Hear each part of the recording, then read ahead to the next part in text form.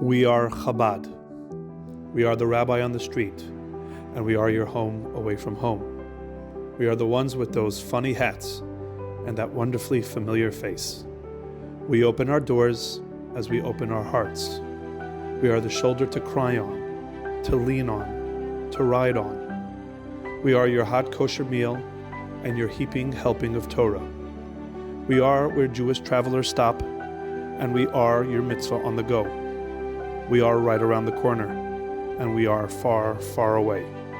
We are total nudniks, and yet totally needed. We are soldiers and bakers. We are dancers and angels.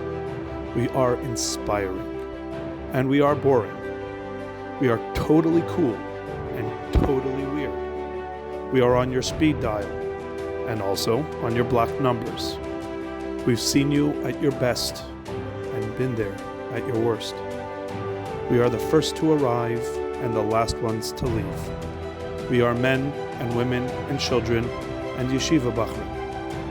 We are devoted followers. We are strong leaders. We are cutting edge, and we are old-fashioned. We hold sacred the past as we march toward the future.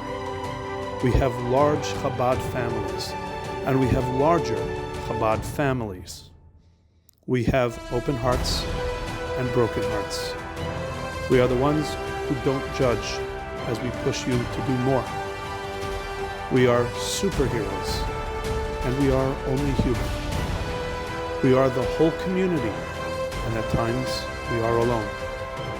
We are a whispered prayer rising to a crescendo of joy. We are soldiers of light in a world filled with darkness. We live for you, and we give up our lives for you. We are 6,000 strong. We are millions strong. We are Chabad, and so are you.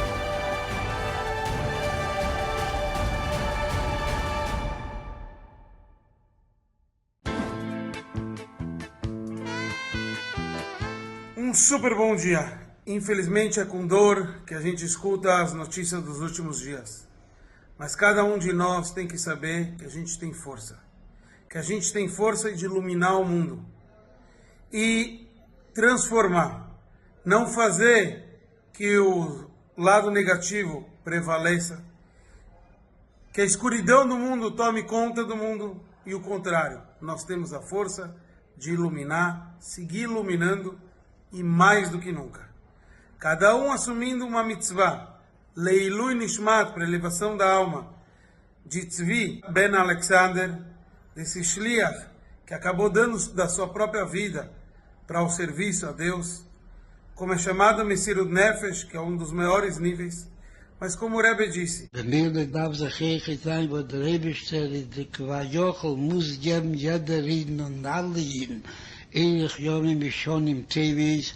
basta de Messirut Nefesh, que agora Hashem possa dar vida longa para cada um de nós, com a vinda de Mashiach.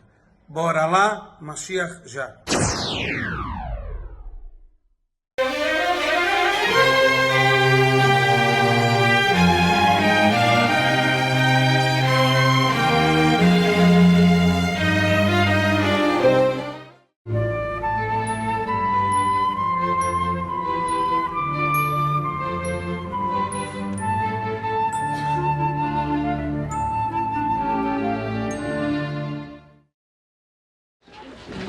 Das war Matona speziell in dem Jahr, 191 Tage, die dem, was Matona steht gedrückt. Auf Modir gewesen, das ist 192, das war Koi Mikro Koi, Kabetz. Und das ist noch nicht gewesen. Der Einzige, was fällt, ist jen, was von Modir gewesen, von Donnerstag. Und dort 191. Ja, was noch nicht gewesen bei mir. Noch nicht gewesen, ja, keine? Weil man gut ist schon, man gut nebenliches Bündnis machen, das muss sein. Rike, der Röwischte soll sich Asien erleben, dann werden es vieles, der Kasche schicken, Mashiach teiken, wenn wir Adam geben, uns alle. Blick auf klar, das war der Maßnahme. Mit Psatzloche haben das die Milch für mich zu tun.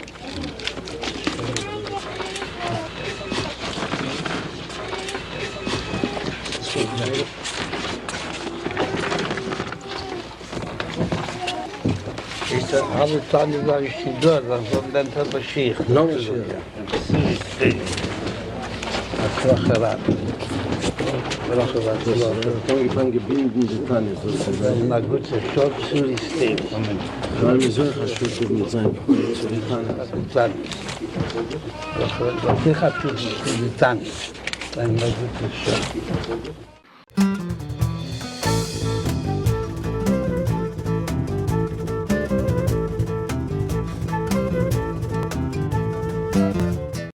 There was once an American businessman who went to a remote island, and on this remote island he saw a person who was Mexican man who was fishing. So he saw the man on this island, he's fishing, and he tells him, "What do you do every day?" He says, "I fish in the morning. Take my little rowboat out, I fish in the morning, I collect some fish, and then I bring it home, I cook the fish, I sell some of the fish. Then I hang out in the afternoon with my amigos. We go to the marketplace. We have a fun time at the marketplace. And then at night at the sunset, I go for a walk with my wife on the beach." Man says, "Wow, that's wonderful." The American businessman says, "That's nice. I mean, but you realize what you could do?" He says, "What could I do?"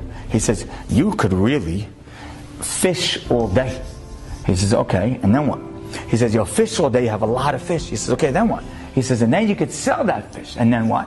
He says, "And then you could start selling that fish and you'll make money." He says, "And then what?" "And then you'll make more money, you'll sell more fish, and you buy a bigger boat." He says, "And then what?" "And then I'm going to sell more fish, and then you're going to be able to buy an even bigger boat, and then you can start selling fish overseas, and you're going to buy a humongous ship, and then what?" He said, "Then you have a lot of money, so now you're going to be able to buy plants and sell it into different locations in different countries." He says, "And then what?" He says, "Then you can have this whole big humongous business, and you're going to be having ships all over the world, and you're going to have companies all over the world, and you're going to be selling the fish all over the world." He says, "Okay, and then what?" He says, "Then you could sell the whole company."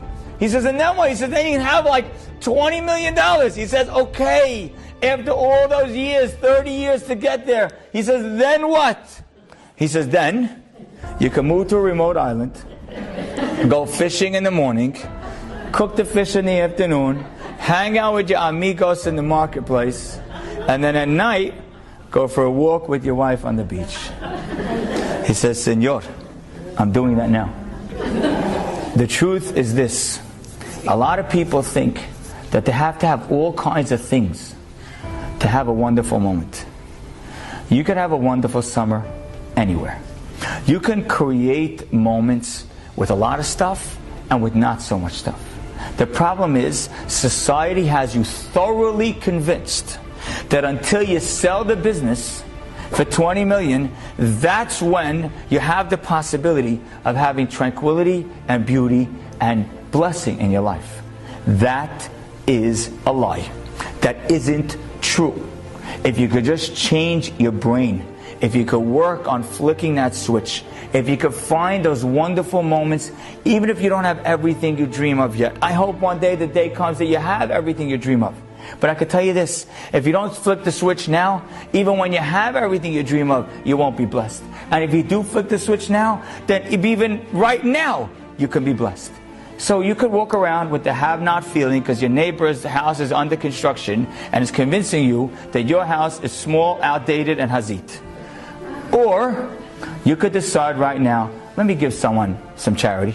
Let me help somebody out.